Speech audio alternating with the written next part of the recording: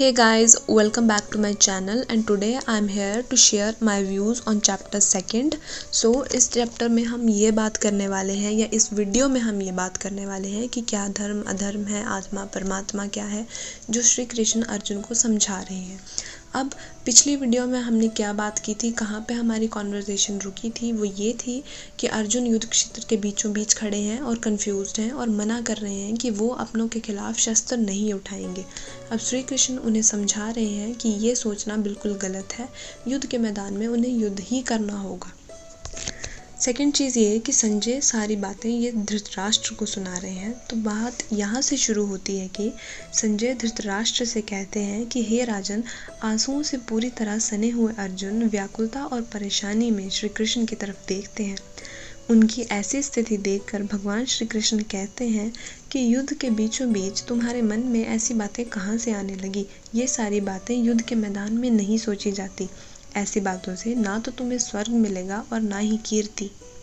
अब अर्जुन कहते हैं कि श्री कृष्ण भीष्म और द्रोणाचार्य पूजने योग्य इंसान हैं। इन पर बाणों का प्रहार करना कभी सही नहीं हो सकता। मैं तो महामूर्ख हूँ। हर बार तो ये ज़रूरी नहीं ना कि हमारी ही जीत हो। कई बार धर्म के अंतर्गत हमें कई कर्म ऐसे करने पड़ जाते हैं जिसमें जगत कल्याण हो, जो लोगों के लिए सही हो। प्रभु, मैं शासन करने योग्य हूँ लेकिन अपनों का वध करने योग्य नहीं। मैं आपकी शरण में आया हूँ, अब आप ही मेरा कल्याण करो और मुझे समझाओ कि मुझे क्या करना चाहिए। संजय कहते हैं कि अर्जुन की ये सारी बातें सुनने के बाद श्री कृष्ण बहुत ज़ोर ज़ोर से हंसते हैं और हंसते हुए कहते हैं कि विवेकी पुरुष इन चीज़ों का ध्यान नहीं करते। वो जानते हैं कि इन चीज़ों की चिंता करने का कोई फ़ायदा नहीं। वो जानते हैं कि शरीर मरता है, आत्मा कभी नहीं मरती। आत्मा तो अविनाशी है। शरीर की 3 अवस्थाएं होती हैं, बचपन, जवानी और बुढ़ापा। कहने को तो चौथी अवस्था भी है जिसमें देह का मरण होता है, लेकिन 3 मुख्य अवस्थाएं यही हैं।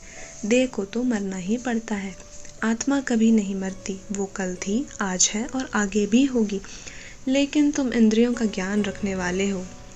यहाँ भगवान उन्हें ये कह रहे हैं कि लेकिन तुम इमोशंस और फीलिंग्स को जानने वाले हो। जैसे हम इंसान सुख दुख ये सब फील करते हैं, उस तरह तुम इंद्रियों का ज्ञान रखने वाले हो। पहले तुम्हें इन चीज़ों को ख़त्म करना होगा। ये इंद्रियां मनुष्य को कमज़ोर बना देती हैं। अर्जुन, सारे शरीर पर आत्मा का ही वास होता है। शरीर बनता भी है और उसका नाश भी होता है, लेकिन आत्मा अमर है। फिर तुम्हें किस बात का दुख है? पहले ये सुनो, परमात्मा कैसे हैं? कभी जन्मते नहीं, कभी मरते भी नहीं।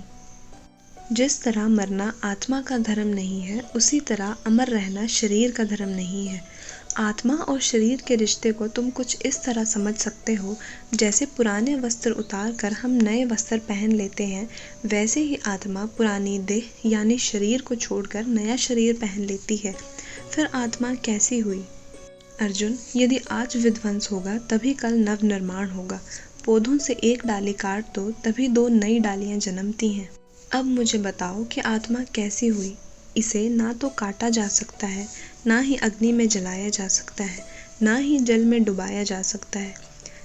ये अविनाशी है, इसे कोई नहीं मार सकता। ये अमर है, ये सदियों से चली आ रही है, लेकिन शरीर को मरना पड़ता है। शरीर का विनाश निश्चित है। जिन्होंने आत्मा के इस स्वरूप को पहचान लिया है, वे कभी भी ऐसी चिंताएं नहीं करते। अर्जुन, जो जन्मा है उसे मरना भी होगा और जो मरे हैं उनका जन्म भी होगा। ये सब चीज़ों की चिंता तुम मत करो। तुम ये भी मत सोचो कि तुम धर्म के खिलाफ जा रहे हो। अर्जुन, तुम एक क्षत्रिय हो और क्षत्रिय का धर्म युद्ध करना ही होता है। तुम अपना धर्म बखूबी निभा रहे हो। तुम अपने धर्म से पीछे मत हटो। उठो और युद्ध करो।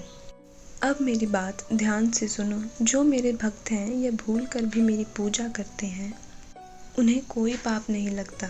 जैसे मेरे राम अवतार में जब भिलनी ने मुझे प्रेम में जूठे बैर खिला दिए थे, मैंने उन्हें बहुत प्रेम से ग्रहण किया था। मुझे उसकी श्रद्धा से प्रेम था। जो मेरे भक्त हैं उन्हें किसी बात की भी सुध नहीं होती। अर्जुन, कहने को परमात्मा अलग है, लोग अज्ञात हैं, मुझे नहीं जानते कि कैसे परमात्मा उनसे अलग है और कैसे उन्हीं की तरह है। लेकिन मुझे प्रसन्न करना बहुत ही सरल है। एक तुलसी की डाली, पुष्पों की माला, मेरा नाम स्मरण करना, हाथ जोड़कर मुझे नमस्कार करना, ये सभी मुझे प्रसन्न कर देता है। इन चीज़ों का फल बहुत बड़ा है। मनुष्य की बुद्धि तो हमेशा इधर से उधर घूमती रहती है, लेकिन जिस मनुष्य को मेरा ध्यान होता है उसका दिमाग एकाग्र हो जाता है, उसका दिमाग कहीं और भटकता ही नहीं। जो लोग वेद के विवाद में पड़े रहते हैं, यहाँ श्री कृष्ण उनकी बात कर रहे हैं जो नकली पंडित हैं या जो ऐसे लोग हैं जो वेदों के झूठे ज्ञान भगवान के नाम पर हम लोगों को देते हैं। खुद तो वो लोग भ्रम में ही रहते हैं और बाकियों को भी भ्रम में रखते हैं। उनके अनुसार स्वर्ग ही सबसे बड़ा लक्ष्य है। वो पुण्य भी इसीलिए करते हैं ताकि उन्हें स्वर्ग की प्राप्ति हो सके। कोई भी कार्य करने से पहले उनके मन में ये बात हमेशा होती है कि इसका उन्हें पुण्य मिलेगा या पाप। वे कार्य भी ऐसे ही करते हैं जिससे उन्हें पुण्य मिले और अतः उन्हें स्वर्ग की प्राप्ति हो। जिस ईश्वर को दिल से जीता जा सकता है उस ईश्वर के साथ दिमागी चालें चलते हैं। अर्जुन, तू अपना धर्म निभा, फल की चिंता मत कर, आस मत रख कि तुझे पाप लगेगा ये पुण्य। हार जीत को एक समान समझ, हर्ष शोक को एक समान समझ। ये मत सोच कि लोग क्या सोचेंगे, तेरे अपने क्या सोचेंगे। वो लोग अपनी मर्जी से युद्ध करने आए हैं।